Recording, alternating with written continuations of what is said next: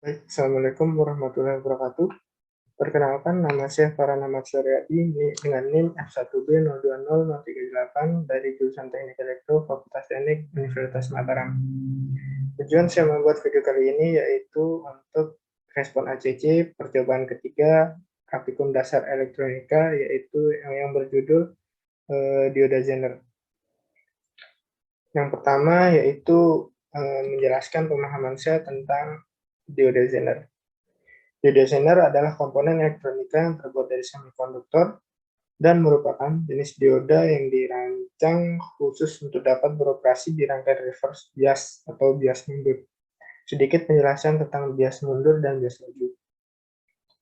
Bias maju adalah kondisi sebuah dioda diberikan tegangan di mana kutub anoda dihubungkan ke kutub positif sumber atau catu. Kemudian kutub katodanya dihubungkan ke kutub negatif sumber.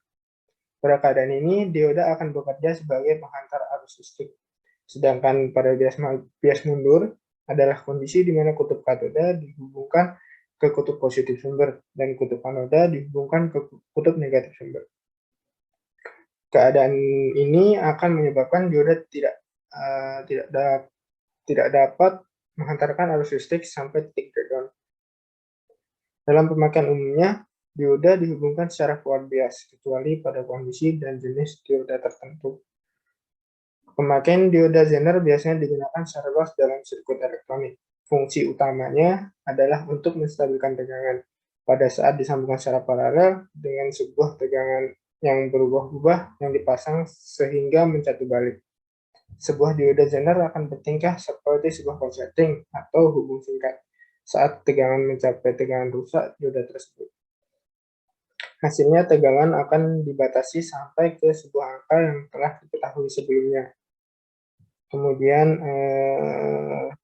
dioda Zener adalah dioda yang dirancang untuk bisa melakukan arus balik dengan aman dan dengan drop tegangan hanya beberapa volt saja, drop tegangan yang kecil. Simbol dioda Zener menyerupai dioda biasa kecuali garis melintang pada kepala panah yang digunakan untuk menyatakan sudut karakteristik balik.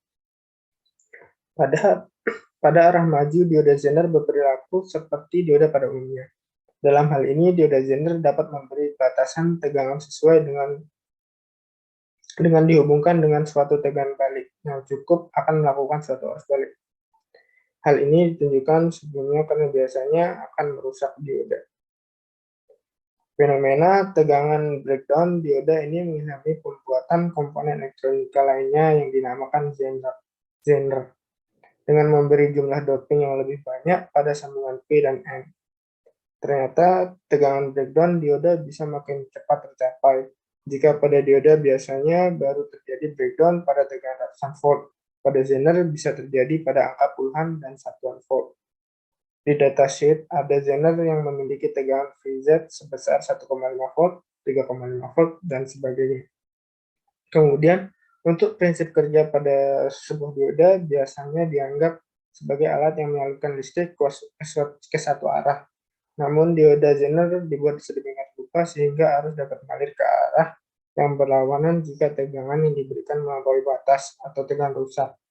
Biasa disebut breakdown voltage atau tegangan Zener. Dioda yang biasa tidak akan mengizinkan arus listrik akan mengalir secara berlawanan jika dicatu balik atau reverse bias di bawah tegangan rusaknya. Jika melampaui batas tegangan rusaknya, dioda biasa akan menjadi rusak karena kelebihan arus listrik yang menyebabkan panas. Namun proses ini adalah reversible jika dilakukan dalam batas kemampuan. Dalam kasus pencatuan maju sesuai dengan arah gambar panah, dioda ini akan memberikan tegangan jatuh atau drop voltage sekitar 0,6 volt yang biasa untuk dioda silikon. Tegangan jatuh ini tergantung dari jenis dioda yang terpakai. Ya, mungkin sedikit penjelasan tentang dioda dari saya.